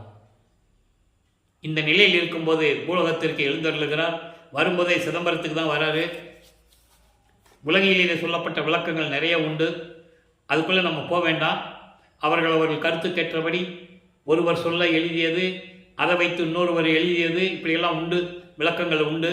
நீங்கள் புத்தகம் வாங்கியோடு நீங்கள் படிச்சுக்கலாம். அது உலகியல் விளக்கம். அவர் உலகியல் விளக்கம். இவர் சென்னையிலேருந்து நேராக மாட்டு வண்டியிலேயோ நடந்து இங்கே வரல. சென்னையிலேருந்து நேராக சுத்த சிவஞான வெளிக்கு போயிட்டு சுத்த சன்மார்க்கம் வாங்கிட்டு தான் சிதம்பரத்தில் போய் எழுந்தருளுகிறார். திடீர்னு நிற்பார். எழுந்தருளுகிறார் என்பது எழுந்தருளுகிறது, அங்கே போய் திடீர்னு நிற்கிறது. அப்போ அந்த நிலையில் இருக்கும்போது அங்கே கரும்புலியுடைய அந்த வீட்டு உரிமையாளர் வெங்கடரெட்டியாரும் இவர் வருவிக்க விட்டதனால் ஏற்பட்ட சொந்தத்தில் வந்த பரசுராமன் அவர்களும் பேசி கொண்டிருக்கிறார்கள். ஏன்னா அப்போ தான் இவர் அங்கே போகணும், பரசுராமன் பார்க்கணும். இவர் என் தம்பி கல்யாணம் பண்ணி வச்சோம், குடும்ப நடத்தலன்னு சொல்லணும், உங்கள் வீட்டில் கொண்டு போய் வச்சிக்கங்கன்னு சொல்லணும். அப்படி தான் கரும்புலிக்கு வராரு. நல்லா புரிஞ்சுக்கணும் நீங்கள். இதெல்லாம் இறைவனுடைய திருவிளையாடல். இப்போ வல்லப்பவன் அவர்கள் 6வது எட்டில் இருந்து கொண்டிருக்கிறார். 6-48 41வது ஆண்டிலிருந்து 48 ஆண்டுகளுக்குள் அந்த 7 ஆண்டுகளில் அந்த 8 ஆண்டுகளில் என்ன நடந்தது தான் இப்போ நம்ம லைவாக பார்த்துக்கிட்டு இருக்கோம். அப்போ இந்த நிலையில் இருக்கும்போது அங்கே கரும்புலியில் இருக்கும்போது தான் இருந்த இடத்திற்கு தண்ணீரால் விளக்கழித்த இடம் என்ற ஒரு பெயர் வர வேண்டும் என்பதற்காக அங்கே ஒரு திருவிளையாடல். அந்த அம்மா செம்பில் தண்ணி வைக்கும்போது இவருக்கு தெரியும், செம்பில் தான் தண்ணி இருக்குதுன்னு தெரியும். அப்போல்லாம் இவர் எல்லா அருளையும் பெற்ற இறைவன். அவர் நல்லா புரிஞ்சுக்கணும். அந்த இடத்துக்கு ஒரு பேர் வரணும், இருந்துட்டு போட்டுமே. இவர் தண்ணி ஊற்றி தான் விளக்கணும்னு அவசியம் இல்லை. இவர் உடம்பே ஒளி உடம்பு, ஒளி தேகம். நல்லா புரிஞ்சுக்கணும் நீங்கள். ஆக அந்த இடத்துக்கு ஒரு பெயர் வர வேண்டும், அவ்வளவுதான். ஆக அந்த நிலை இருக்கும்போது இப்போ ஜீவகாருண்ய ஒழுக்கம் உருவாகணும். அப்போ ஜீவகாருண்ய ஒழுக்கம் உருவாகணும்னா ஒரு தர்மசாலை வேணும். தர்மசாலை வேணும்னா ஒரு இடம் வேணும். அப்போது பிள்ளைப்பெருமானவர்கள் ஏற்கனவே பார்வதி ஒரு மக்களிடம் பேசியபடி தேர்வு செய்கிறார்கள். அருட்பெருஞ்சோதி ஆண்டவரும் தந்தையும் மகனும் அந்த இடத்தை தேர்வு செய்கிறார்கள். நல்லா புரிஞ்சுக்கணும் நீங்கள். இதெல்லாம் இறைவனுடைய திருவிளையாடலில் நடக்குது. இவராக போகிறது இல்லை. தந்தையிடம் கேட்டு அனுமதி கேட்டு அவரும் இவரும் வரணும். பாடலில் இருக்கே, அவர் சொல்லுவார், மகனை இப்படியெல்லாம் நம்ம 2 பேரும் அலைஞ்சிட்டு இருக்கிறது நல்லா இல்லை, நிம்மதியாக ஒரு இடத்துல இருக்கிற மாதிரி ஒரு இடத்த தேடுன்னு சொல்லுவார். அம்பலவாணர் உரையில் அந்த பாடல் உண்டு, யாரும் மறுக்க முடியாது. இவர் சொல்லுவார், நான் என்ன தேடுறது, நீ என் கூட வான்னு சொல்லுவார். அப்படி தான் இந்த மேட்டுக்குப்பம் போனது. அந்த விளக்கத்தை நம்ம பின்னால் பார்ப்போம். இப்போது இந்த நிலையில் இருக்கும்போது பார்வதி மக்களிடம் அந்த இடத்தை வாங்கி ஒரே நாளில் தர்மசாலையை நிறுவி 23/5/1867 அன்றைய அணை அடுப்பை மூட்டி உணவை சமைத்து பசியோடு வருகின்ற மக்களுக்கு பசியை போக்கிக் கொண்டிருக்கிறார். நம்மளையெல்லாம் படைத்து காத்து கொண்டிருக்கின்ற அருட்பெருஞ்சோதி ஆண்டவராகிய வல்லற்பெருமானவர்கள். இந்த நிலையில் இருக்கும்போது தான் 1869 ஆண்டு நீதிமன்றத்திலே வழக்கு தொடரப்பட்டது. ஆறுமுக நாவலார் என்ற ஒரு புலவருடைய தலைமையிலே சாதிகளையும் மதங்களையும் மார்க்கங்களையும் சாடிக்கொண்டிருக்கிறார் வடலூரிலே ராமலிங்க பிள்ளை என்பவர். அவர் எழுதிய பாடல்களை திருவருட்பா என்று அழைத்துக் கொண்டிருக்கிறார், திருமுறைகள் என்று பெயரிட்டுக் கொண்டிருக்கிறார். இதெல்லாம் எங்களை மனதை புண்படுத்துகிறது, எங்களை இழிவுபடுத்துகிறார். சமயங்களையும் மதங்களையும் மார்க்கங்களையும் ஜாதிகளையும் இழிவுபடுத்துகிறார் என்ற வழக்கு. முத்துசாமி ஐயர் என்ற ஒரு வழக்கறிஞர் மூலமாக வக்காலத்து வாங்கி எல்லாம் வழக்கு பதிவு பண்ணி போட்டாச்சு. வழக்கு விசாரணைக்கு வருகிறது. விசாரணை நடக்கிறது. வாதியிடம் விசாரணை முடிஞ்சு போச்சு. பிரதிவாதி எங்கன்னு தேடுறாங்க. பிரதிவாதி யார்? நம்ம பிள்ளைப்பெருமானவர்கள் தேடுறாங்க. இல்லை, அவங்களுக்கு ஒரே சந்தோஷமாக இருக்குல்ல.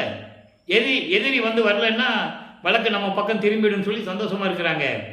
அந்த நேரத்தில் உயர்நீதிமன்ற அந்த நீதிமன்ற ஊழியர் 3 தடவை கூப்பிடுவாங்க, பேரை கூப்பிடுவாங்க. அது இன்னைக்கு வழக்கத்தில் உண்டு. அப்போ கூப்பிடும்போது ராமலிங்க பிள்ளை கூப்பிடும்போது எழுந்து அருளுகிறார். அங்கே எழுந்து அருளுகிறார். இங்கிருந்து வடலூர்ந்து மாட்டு வண்டியில் போகல, நடந்து வந்து போகல. இது ஏன் இந்த வார்த்தையை நான் மறுபடியும் சொல்லுகிறேன் என்றால், அவருடைய உண்மையான நிலையை மக்கள்கிட்ட சொல்லணும். ஆனால் உலகில் இருக்கிறவங்க இப்படி தான் சொன்னாங்க. அவர் நடந்து போனார், அங்கே போனார், இங்கே போனார், போனவர் எங்கே போனாருன்னு தெரியல, கல்யாணம் பண்ணிவிட்டு மனைவியை விட்டுட்டு வந்துட்டார், வந்தால் கணக்கில் சேர்த்துக்க வேண்டியதான், விடுங்கப்பா, இப்படி தான் பேசிகிட்டு இருந்தாங்க. இப்படி தான் நூலும் எழுதினார்கள். நல்லா புரிஞ்சுக்கணும். நீங்கள் நிலைமையை சொல்லிக்கிட்டு இருக்கோம். இறைவன் அந்த உறுதியை எனக்கு கொடுத்துருக்கிறான், அந்த விளக்கத்தை, அதனால் கூறுகிறோம். அப்போது எழுந்தருளும் போது எல்லாம் பார்க்குறாங்க, இது வரைக்கும் ராமலிங்கம் இங்கே இல்லையே, என்ன அது திடீர்னு வந்திருக்காரு, ஆச்சரியமாக இருக்க, ஒருவேளை எங்கேயாவது மறைஞ்சிருந்திருப்பாரோ. அவர் இறைவன் என்ற நிலை அவங்களுக்கு தெரியல. ஒரு சாதாரண மனுஷனாகவும் ஒரு துறவியாக நினச்சிட்டு இருக்காங்க. ஏன்னா அப்படி தான் எல்லாம் சொல்லிக்கிட்டு இருக்காங்க, இப்பவும் சொல்லிக்கிட்டு இருக்காங்க. அதான் வேதனையான விஷயம். அன்னைக்கு அப்படி தான் நினச்சாங்க. கூட இருந்தவங்களும் சரி, அவரை சுற்றி இருந்தவங்களும் சரி, எல்லாருமே அப்படி தான் நினச்சாங்க. இப்பவும் பேசும்போது அதான் சொல்கிறாங்க. அவர் இறைவன் என்ற நிலையை நினைத்து பார்க்க வேண்டும். அப்போது எழுந்தரும்போது நீதிபதி எந்திரிச்சு நிற்கிறார். நீதிபதி எந்திரிச்சு நிற்கணும்னு எல்லாம் எந்திரிச்சு நிற்கிறாங்க. எந்திரிச்சு நின்றதனால் வழக்கு தள்ளுபடியாகவில்லை, அதை உறுதியாக சொல்ல முடியும். எந்த வழக்கும் பிரதிவாதி உள்ள வரும்போது வாதியோ அவர்களை சார்ந்தவர்களை எழுந்து நின்றால் அந்த வழக்கு தள்ளுபடி ஆகாது. விசாரணை நடக்க வேண்டும். எது உண்மை என்ற நிலையை அறிந்து கொள்ள வேண்டும். நீதிபதியிடம் விளக்கம் கொடுக்க வேண்டும். அப்போதான் நீதிபதி தீர்ப்பு சொல்வார். அப்போ இந்த நிலையில் இருக்கும்போது எப்படி பாடல்களை எழுதினீர்கள், உங்கள் மீது என்ன வழக்கு என்று தெரியுமா என்று நீதிபதி கேட்கிறார். இவர் தெரியாது என்று சொல்லுகிறார். தெரியும், ஆனால் அங்கே அப்படிதான் சொல்லணும். நான் இறைவனுடைய மகனே, நான் எல்லா அருளையும் பெற்றவன் சொல்ல முடியாது. நல்லா புரிஞ்சுக்கணும். நீங்கள் உடனே நீதிபதி சொல்லுகிறார், நீங்கள் எங்கேயும் படித்து புலவர் பட்டம் வாங்கலையா, நீங்கள் எழுதின பாடல்கள்லாம் தவறு என்று சொல்லுகிறார்கள், சாதியையும் மதங்களையும் சாடுகிறார் என்று சொல்லுகிறார்கள், எப்படி பாடல்களில் நீங்கள் எழுதினீர்கள்? கேட்டிருக்கணும்ல, கேட்டிருக்கணும், கேட்டிருப்பார். அப்போ இவர் சொல்லுவார், சொல்லியிருப்பார், இறைவன் அருளால் நான் பாடல்களை இயற்றினேன், நானாக எழுதவில்லை, இறைவன் சொன்னால் எழுதினேன், எல்லா புகழும் இறைவனுக்கே என்று சொல்லுவார். அதானே உண்மை. அவர் புரிந்து கொள்ளுகிறார் நீதிபதி. ஏன்னா இவர் காட்சி கொடுத்துட்டார்ல, அப்போ அவருக்கு தெரியல. அப்போ திருவற்பாவை மறுப்பா என்று அறிவிக்க முடியாது என்ற மகத்தான தீர்ப்பை வழங்குகிறார் நீதிபதி அவர்கள்.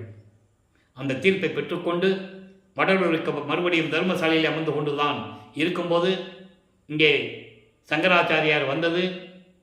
அவர் சமஸ்கிருதத்தை தான் தாய்மொழி என்று கூற வேண்டும் என்று சொன்னது. நமது பிள்ளைப்பெருமாள் சிரித்து கொண்டே, இருக்கட்டுமே, தமிழ் வேணால் தந்தை மொழியாக இருக்கட்டுமே என்று சொல்ல, அதன் பிறகு சங்கராச்சாரியரை அவருக்கு ஏதாவது உணர்த்த வேண்டுமே, அற்புதங்களை காட்டுகிறார். அவர் சங்கராச்சாரியார் வல்லப்பெருமானிடம் சரணடைகிறார். இதில் எந்த விதமான மாற்றமும் இல்லை. ஏனென்றால் இந்த நிலைகள் இப்போது வந்ததல்ல, பிரபஞ்சம் தோன்றிய காலத்திலிருந்தே உண்டு. சனாதனம் என்பது நான் அரசியல் பேசுகிறேன் என்று நீங்கள் நினைக்க வேண்டாம், உண்மையை சொல்லுகிறேன். சனாதனம் என்பது மக்களை வேறுபடுத்துவது, முரண்பாடுகளோடு மக்களை நடத்துவது, ஒரு நிலையை உணர்த்துவது. நீங்களும் இந்த நிலையில்தான் இருக்க வேண்டும். மேல் ஜாதி கீழ் ஜாதி என்று ஆசிரமம், வர்ணம், இப்படி பல நிகழ்வுகளை கொண்டது சனாதனம். அப்போ சனாதனம் இருந்தால் மக்கள் ஒற்றுமையாக ஒரே மனநிலையுடன் இருக்க முடியாது. அதை அடியோடு வேரோடு அழிக்க வேண்டும் என்பதற்காகத்தான் வல்லப்பெருமான் அவர்கள் இந்த உலகிற்கே வருவிக்க விட்டார் என்பதை நான் பதிவு செய்ய கடமைப்பட்டிருக்கிறேன். அதான் சொன்னார், அகவலிலே அதான் உண்டு. இறைவனுக்கு இதெல்லாம் பிடிக்காது. சாதி மதமும் சமயமும் காணா ஆதியநாதைய மறுப்பெருஞ்சோதி. ஏன் ஞானசரியிலே சொல்லுகிறாரே, பொறித்த மனம் சமயம் எல்லாம் பொய் பொய் என்று சொல்லுகிறார்.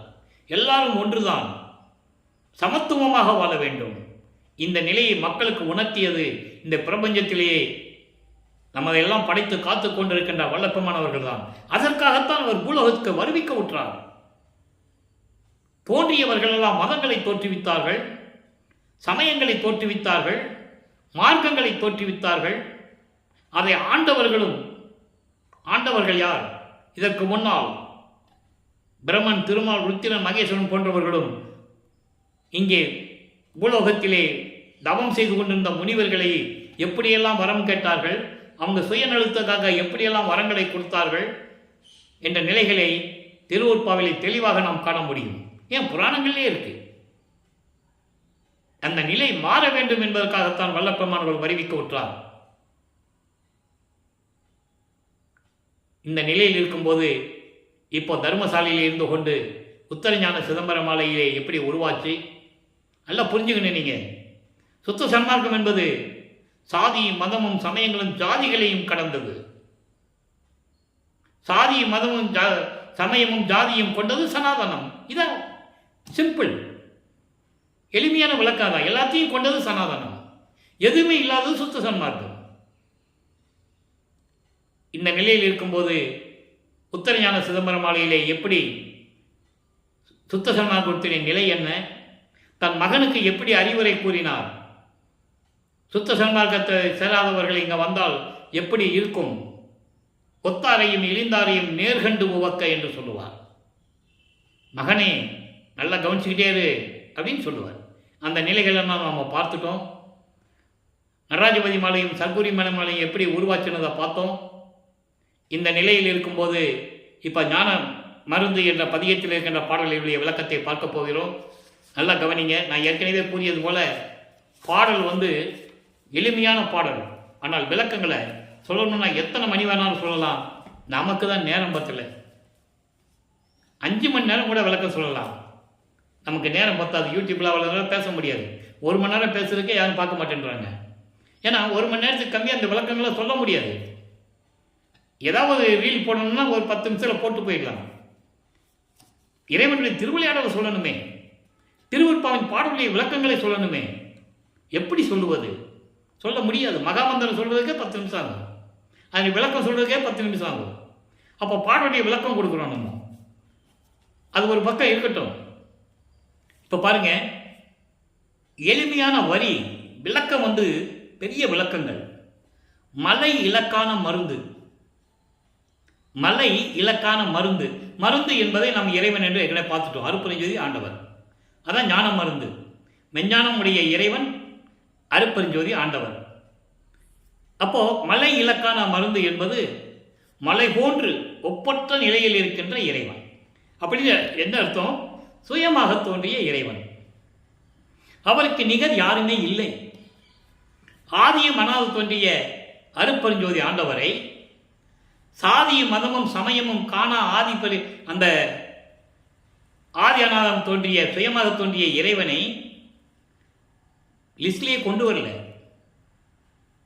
ஆதி சிவன் என்றார்கள், ருத்திரன் என்றார்கள், சிவபெருமான் என்றார்கள், பிரம்மன் என்றார்கள், திருமால் என்றார்கள். அருட்பெருஞ்சாண்டவர் லிஸ்டிலே கொண்டு வரலையே. அதை கொண்டு வருவதற்காகத்தான் அருட்பெருஞ்சோதி ஆண்டவர் தான் இயற்கை உண்மையின் விளக்க கடவுள் என்பதை இந்த உலக மக்களுக்கு தெரிவிக்க வேண்டும் என்பதனால்தான் ஒரு தாயின் வழியாக இந்த பூலோகத்திற்கு வருவிக்க விட்டார் இறைவன். ஏனென்றால் இந்த பிரபஞ்சம் தோன்றி காலத்திலிருந்தே சாதிகளையும் மதங்களையும் மார்க்கங்களையும் சாடிக்கொண்டு மூட நம்பிக்கைகளிலே இருந்து கொண்டு உண்மையை மறைத்து மறைத்து மறைத்து மக்களிடம் சொல்லி அதையே பழக்கப்படுத்தி விட்டார்கள். அது 4 யுகத்தில் முடிஞ்சு போச்சு. இப்போ ஒளி யுகத்தில் சதுர யுகத்தில் இருந்து கொண்டிருக்கிற மக்களுக்கு சுத்த சன்மார்க்கம் தான் தேவை. அதை நிலைநிறுத்துவதற்காகத்தான் நான் பூலோகத்திற்கு வருவிக்க விட்டேன் என்று கூறுவார். ஆன்ற சன்மார்க்கம் அணிபெற என்பது உலக மக்களிடம் விளக்கி சொல்லுவதற்காக, சிறந்து ஓங்குவதற்காக, சுத்த சன்மார்க்கம் சிறந்து விளங்குவதற்காக என்னைத்தான் ஈன்று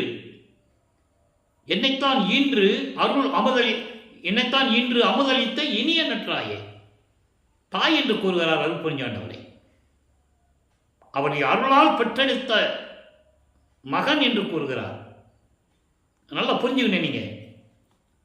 ஈன்ற என்பது பெற்று கொடுப்பது, பெற்று கொடுக்கிறது. அவர் எப்படி பெற்றுக் கொடுக்க முடியும்? அருளால் பெற்றுக் கொடுக்க முடியும். எப்படி சிவபெருமான் என்ற நெற்றிக்கண் இருந்து முருகன் வந்தார் என்று சொன்னாங்கல்ல, அப்படி ஒவ்வொரு ஆளையும் சொன்னாங்க.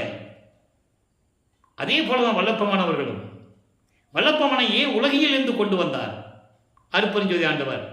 தன் மகன் 51 ஆண்டுகள் இந்த உலகியலிலே உலக மக்களிலே உலாவ வேண்டும், சமயங்களையும் மதங்களையும் மார்க்கங்களையும் பின்பற்றி கொண்டிருக்க வேண்டும். திருநூறு பூசிருக்கணும், உத்தராட்சி மலை போடணும், நமச்சிவாய சிவாய நமன் சொல்லணும், அதுக்கப்புறம் இதை பொய்ன்னு சொல்லிடணும். இதான் கான்செப்ட். அந்த நிலையில் தான் வல்லப்பமன் அவர்கள் வருவிக்க விட்டார் என்பதை நான் பதிவு செய்ய கடமைப்பட்டிருக்கிறேன். அடுத்து பாருங்க, மரத்தை தவிர்த்த மெய் வாழ்க்கை மருந்து. நான் சொன்னா மறைப்பும் மறப்பும் இது ரெண்டையும் நீக்கிறார். இந்த மறைப்பும் மறப்பும் சமயங்களிலும் மதங்களிலும் மார்க்கங்களில் இருக்கும்போது இருந்தது.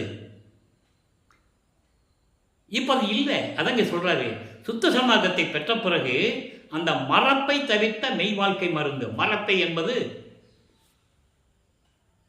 அதாவது எந்த உண்மைகளையும் மறக்காமல் நினைவுகள் கொள்ளுவது, மறக்காமல் இருப்பது. அப்ப அந்த மறப்பை தவிர்த்த மெய் வாழ்க்கை மருந்து. இயற்கை உண்மையினுடைய விளக்க கடவுளாகிய அருட்பெருஞ்சோதி ஆண்டவர் எனக்கு அந்த மறப்பை நீக்கினார், மறப்பையும் நீக்கினார், மறப்பையும் நீக்கினார். மறைப்பு மறப்பு நல்லா கவனிச்சுக்கணும். அப்போ எல்லாத்தையும் நீக்கிய இறைவன் சொல்லிட்டாரா? அடுத்து பாருங்க, கலை நலம் காட்டு மருந்து. கலை நலம் காட்டு மருந்து என்பது இதற்கு நிறைய விளக்கங்கள் சொல்லலாம். வேதங்கள், ஆகம நூல்கள், மற்ற புராணங்கள் இவற்றுடைய விளக்கங்களை எல்லாம் காட்டிய மருந்து. அதுக்கப்புறம் உயிர் தத்துவம், உயிர் இரக்கம், ஆன்ம நேயம், ஒருமைப்பாட்டு உரிமை, இவற்றையெல்லாம் எனக்கு காட்டிய மருந்து, இவற்றையெல்லாம் எனக்கு விளக்கி காட்டிய இறைவன் அருட்பெருஞ்சோதி ஆண்டவர். எவ்வளவு தெளிவான பாடல்கள் பாருங்க. இந்த விளக்கம் எல்லாம் இறைவனுடைய அருளை பெற்றிருந்தால் தான் கூற முடியும். நிறைய பேர் விளக்கம் எழுதியிருக்கிறார்கள், இல்லை என்று சொல்லவில்லை. அவர்கள் கருத்துக்கு ஏற்றபடி, அவர்கள் விளக்கத்திற்கு ஏற்றபடி எழுதியிருப்பார்கள். வல்லப்பமான ஒரு இடத்துல சொல்லுவார், மலங்கள் சூழ்ந்தவன் பிரபஞ்சத்தின் உண்மையை விளக்க முடியாது. இறைவனுடைய அருளை பெற்றவன் அந்த விளக்கங்களை இறைவன் கொடுப்பான் என்ற நிலையை ஏற்கனவே கூறியிருப்பார்கள். ஆக கலை நலம் காட்டு மருந்து என்பது இதுதான். ரெண்டு விதமாக சொல்லலாம், ரெண்டும் உண்மை. எந்த விளக்கம் வேணாலும் நீங்கள் எடுத்துக்கலாம். அப்போ இந்த நிலைகள் இருக்கும்போது எங்கும் கண்ணாகி காணும் கனத்த மருந்து, எங்கும் கண்ணாகி காணும் தன்னுடைய அருள் பார்வையால், கடைக்கண் பார்வை என்று சொல்லுவார். கடைக்கண் பார்வை, இறைவன் தன்னுடைய அருள் பார்வையால், அருள் கண்ணால் இந்த பிரபஞ்சம் முழுவதும் பார்த்து கொண்டிருக்கிறார். அப்படிப்பட்ட இறைவன், போற்றக்கூடிய இறைவன். அதான் சொல்றார் கனத்த மருந்து. கனத்த மருந்து என்பது போற்றக்கூடிய, வணங்கக்கூடிய அப்படிப்பட்ட இறைவன் அருட்பெருஞ்சோதி ஆண்டவர். அவர் உலகமெல்லாம் பிரபஞ்சமெல்லாம் கண்ணாக கொண்டு கண்களிலே பார்த்து கொண்டிருக்கிறார். அருள்கண் பார்வையால் இந்த பிரபஞ்சத்தை இயக்கிக் கொண்டிருக்கின்ற இறைவன் என்று கூறுகிறார். எனவே அன்பர்களே, அடுத்து 147வது பதிகம் அனுபவ மாலை. இன்னைக்கு 90வது பாடல். நல்லா கவனிக்கணும். 1ஆம் திருமுறையிலே வடிவுடை மாணிக்க மாலையிலே 90வது பாடல் எப்படி நம்ம பார்த்தோம் விளக்கம். இங்கே 90வது பாடலில் சுத்த சன்மார்க்கத்தை பெற்ற பிறகு இங்கே எப்படின்னு பார்க்க போகிறோம். நல்லா கவனிங்க. அதாவது தன்னை மனைவியாகவும் இறைவனை கணவனாகவும் வர்ணனை செய்து, உள்ளத்தை தோழியாக வர்ணனை செய்து, தோழியிடம் சொல்லுவது போல உலக மக்களுக்கு சொல்லுகிறார். அதான் கான்செப்ட். நல்லா கவனிங்க. எப்பொருளுக்கும் எவ்வுயிருக்கும் உள்ளகத்தும் புறத்தும் இயல் உண்மை அறிவு இன்ப வடிவாகி நடிக்கும். இன்ப வடிவாகி நடிக்கும். அதாவது இந்த பிரபஞ்சத்தில் எல்லா பொருள்களுக்கும் சரி, எல்லா உயிர்களுக்கும் சரி, அதன் உள்ளத்தையும் புறத்தும் வெளியையும் இயல் உண்மை, இயற்கை உண்மை விளக்கமாக, பேரின்பமாக, இன்ப வடிவமாகி நடிக்கும். திருவிளையாடல் செய்து கொண்டிருக்கின்ற, அருள் நடனம் செய்து கொண்டிருக்கின்ற அப்படிப்பட்ட இறைவன் மெய்ப்பொருளாம். மெய்ப்பொருளாம் சிவம். மெய்ப்பொருளாம் சிவம். அந்த மெய்ப்பொருள் தான் சிவம். அடுத்து அவர் வரியை சொல்லுவார் பாருங்க, ஒன்றே. ஒன்றே என்ன? இறைவன். அப்பா சிவம் தான் அருட்பெருஞ்சோதி. சிவன் வேறு, சிவம் வேறு. ஏற்கனவே அந்த விளக்கம் கொடுத்திருக்கிறோம். சிவன் என்பது சைவ சமயத்தின் தலைவன். இங்க அப்படி இல்லை. சிவம் என்பது அருட்பெருஞ்சோதி, சுத்த சன்மார்க்கத்தின் தலைவன். மெய்ப்பொருளாம் சிவம் ஒன்றே. மெய்ப்பொருளான சிவம் எது? அருட்பெருஞ்சோதி, ஒரே இறைவன். அதான் ஒன்றேன்னு சொல்றார். அப்படிப்பட்ட இறைவன் என்று அறிந்தேன், என்று அறிந்தேன் தோழியிடம் சொல்றாரு. அப்ப அதை உலக மக்களுக்கு நம்ம கன்வெர்ட் பண்ணிக்கணும். உலக மக்களே, இந்த பிரபஞ்சத்துக்கு எல்லா உயிர்களுக்கும், எல்லா உலகத்திற்கும், எவ்வுயிருக்கும், உள்ளேயும் சரி, அகத்திலையும் சரி, வெளியும் சரி, இயற்கை உண்மையின் விளக்கத்தின் அடிப்படையாக பேரின்பமாக வடிவத்துடன் இருக்கின்ற இறைவன், திருவிளையாடல் செய்து கொண்டிருக்கிற இறைவன் தான் மெய்ப்பொருள் சிவம் என்று நான் அறிந்தேன். அவன்தான் அருட்பெருஞ்சோதி ஆண்டவர் என்று அறிந்தேன். உலக மக்களே, அடுத்து சொல்றாங்க, உனக்கும் விளம்புகின்றேன். தோழிகிட்ட சொல்றாரு, உனக்கு நான் சொல்றேன். உலக மக்களே, உங்களுக்கு நான் சொல்றேன். நல்லா புரிஞ்சுக்கணும். நீங்க மடவாய் நீ கிளத்துகின்றாய். தோழிகிட்ட சொல்றது போல நான் சொல்றது நீங்க நம்புறது இல்லை. விதண்டாவாதம் பேசிட்டு இருக்கீங்க, வீணாக பொழுதை கழிச்சிட்டு இருக்கீங்க. உலக மக்களே, அப்படி அல்ல. நான் சொல்லுவதுதான் உண்மை. இயற்கை உண்மையின் விளக்க கடவுள் யார்? அருட்பெருஞ்சோதி ஆண்டவர். அதை தான் இங்கே சொல்றார். அவர் பார்த்ததை, தன் தந்தையை பார்த்ததை, தந்தையினுடைய திருவிளையாடலை பார்த்ததை, அவருடைய அருள் நடனத்தை பார்த்ததை சொல்லுகிறார். சொல்லிட்டு சொல்றாரு, மீட்டும்னா மேலும், மீண்டும் இப்பொருள் அப்பொருள் என்று இசைப்பது என்ன? இதெல்லாம் நான் சொல்றேன் கேட்டுட்டு, இதென்ன அதென்ன, இதுக்கு என்ன விளக்கம், அதுக்கு என்ன விளக்கம், இது எப்படி அது எப்படி, நீ விதண்டாவாதம் பேசிட்டு இருக்கியே. இது நல்லதா? எதற்காக விதண்டாவாதம் பேசிக் கொண்டிருக்கிறீர்கள்? பொதுவில் இறைவர் செய்யும் நிரதி செய்ய இன்ப நடந்தனை நீ பைப்பறவே காணுதியில். இவ்வளவு அற்புதமான வார்த்தை தெரியுமா? என்ன சொல்றாரு? இறைவர் செய்யும், அந்த இறைவன் அற்புதமானவர் செய்யக்கூடிய நிரதி செய்ய இன்ப நடனம். நிரதி செய்ய இன்ப நடனம் என்பது, நிரதி செய்ய என்பது இயற்கை உண்மையின் அடிப்படை, இயற்கை உண்மையின் தத்துவம். அந்த இயற்கை உண்மை தத்துவத்தின் அடிப்படையில் திருவிளையாடல் செய்து கொண்டு அருள் நடனம் செய்து கொண்டிருக்கின்ற அந்த இறைவனை நீ பார்த்திருந்தால் பைப்பறவே. பைப்பறவேன் என்றால் நீ முழு மனதுடன், எந்த விதமான சஞ்சலம் இல்லாமல், மன அமைதியுடன், நிறைவுடன், உறுதியுடன் நீ பார்த்திருந்தால் அத்தருணத்து எல்லாம் அந்த நேரம் எப்படி இருக்குன்னு தெரியுமா? பட்ட பகல் நடுப்பகல் எப்படி இருக்கு, அந்த மாதிரி வெட்ட வெளியாகும். அப்ப இறைவனை வெட்ட வெளி என்று கூறுகிறார். இதைத்தான் தன் மகனுக்கு அருட்பெருஞ்சோதி ஆண்டவர் 5 மாத குழந்தையாக இருக்கும்போது சிதம்பரத்திலே வெட்ட வெளியாக காட்டியது. அதை தான் இங்க சொல்றார். எப்படி லிங்க் வருது பாருங்க. 5 மாத குழந்தையாக இருக்கும்போது சிதம்பரத்திலே சிதம்பர ரகசியத்தை காட்டியது எப்படி? வெட்ட வெளி. அந்த வெட்ட வெளியை இங்க சொல்றாரு. நீ அந்த அப்படிப்பட்ட இறைவனுடைய நடனத்தை பார்த்திருந்தால்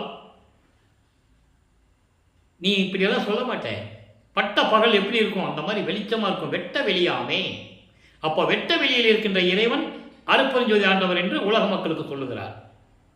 நான் சொல்லுவதை நம்ப வேண்டும் உலக மக்களே. நான் சொன்ன பிறகு கூட நீங்க நம்ப மாட்டேன்றீங்க. இது எப்படி, அதை எப்படின்னு விதண்டாவாதம் பேசிட்டு இருக்கீங்க. இதெல்லாம் சரியில்லை. நீங்களும் இந்த மாதிரி இறைவனுடைய நடனத்தை நீங்கள் பார்த்துருந்தா உங்களுக்கு தெரியும், அது வெட்ட வெளியும் தெரியும். அப்போ அதை பார்க்கணுன்னா நீங்கள் என்ன பண்ணணும்? சுத்த சன்மார்க்கத்துக்கு வரணும். சுத்த சன்மார்க்கத்துக்கு வந்தால் இறைவன் அருள் உங்களுக்கு கிடைச்சிடும். உங்கள் அகத்திலே, உள்ளத்திலே ஒளியை நீங்கள் பார்க்கலாம். அதான் இங்கே சொல்கிறாரு.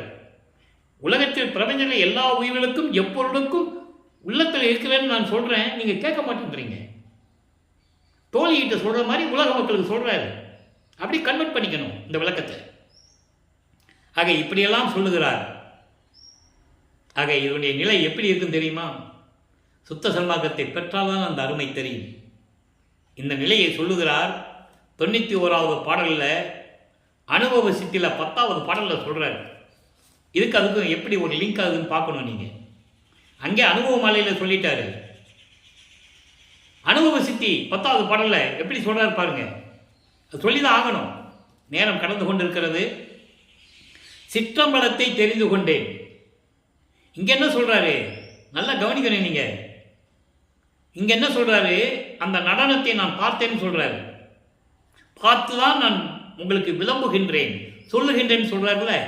அதாவது இயல் உண்மை அறிவு இன்ப வடிவாகி நடிக்கும் மெய்ப்பொருளாம் சிவம் ஒன்றே என அறிந்தேன் சொல்றாருல. அந்த அனுபவ மாலையில் சொல்றத அனுபவ சித்தியில சொல்றாரு. சிற்றம்பலத்தை தெரிந்து கொண்டேன். சிற்றம்பலம் என்பது அங்கே சத்தியஞான சபை சொல்லிட்டாரா? சத்தியஞான சபையில் தெரிந்து கொண்டேன். எம் சிவன் அருளால் குற்றம் பலவாவும் தவிர்த்து நின்றேன் என் குணக்குன்றிலே. நல்லா கவனிக்கணும். நான் சமயங்களிலும் மதங்களிலும் மார்க்கங்களில் இருக்கும்போது சிவனுடைய அருள், அவர் மறைக்கல, எந்த உண்மையும் மறைக்கவில்லை. சிவன் அருளால் அப்போ நான் சமயங்களிலும் மதங்களிலும் மார்க்கங்களில் இருக்கும்போது குற்றங்கள் தவிர்த்து நின்றது உண்மை. என் குணக்குன்றிலே நான் இருந்தேன். நான் ஏற்கனவே சொல்லியிருக்கேன். என் குணம் குன்றம் என்பது 8 குணங்கள் உடைய இறைவன் அருட்பெருஞ்சோதி ஆண்டவர். அந்த விளக்கங்களை எல்லாம் நாம் ஏற்கனவே தெளிவாக பார்த்து விட்டோம். என் குணம் என்பது 8 குணங்கள். தன்மையத்தனாதல் முதல் வரம்பில் இன்பமுடைய வரை 8 குணங்கள் உண்டு.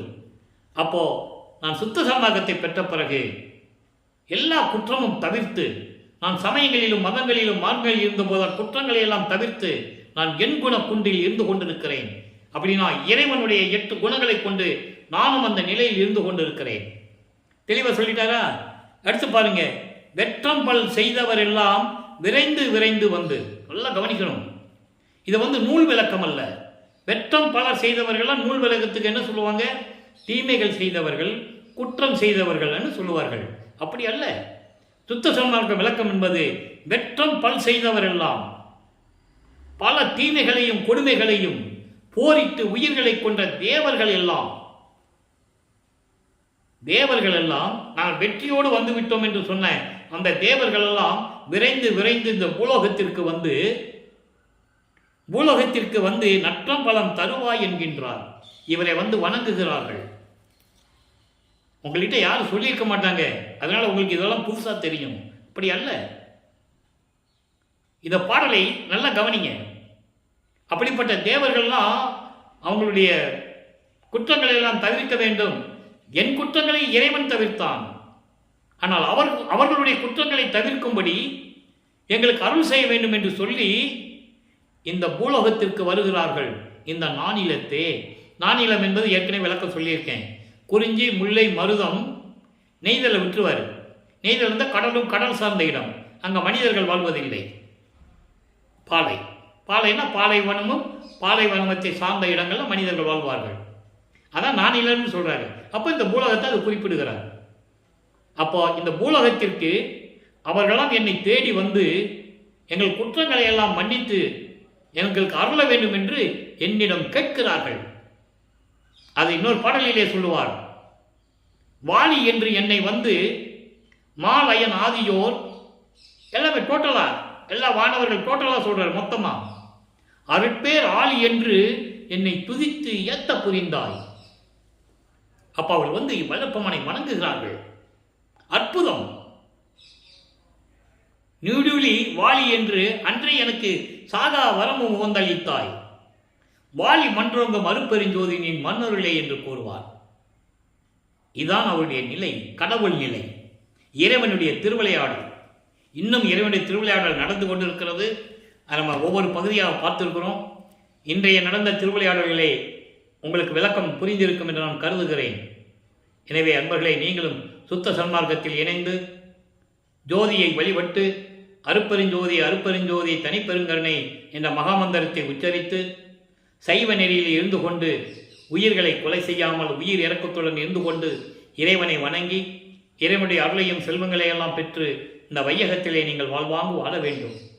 நோயற்ற வாழ்வில் நீங்கள் வளமோடு வாழ வேண்டும் என்ற இறைவனுடைய தயவாலையும் கருணையாலையும் கேட்டுக்கொண்டு இந்த வள்ளலார் வழியன் விடைபெறுகிறேன். மீண்டும் நாளை சந்திப்போம். நன்றி, வணக்கம். அருட்பெருஞ்சோதி தனிப்பெருங்கருணை அருட்பெருஞ்சோதி. நாளையும் இறைவனுடைய திருவிளையாடல் தொடரும். கண்டு மகிழ்ந்து இறைவன் அருளை பெற்றுக்கொள்ளுங்கள்.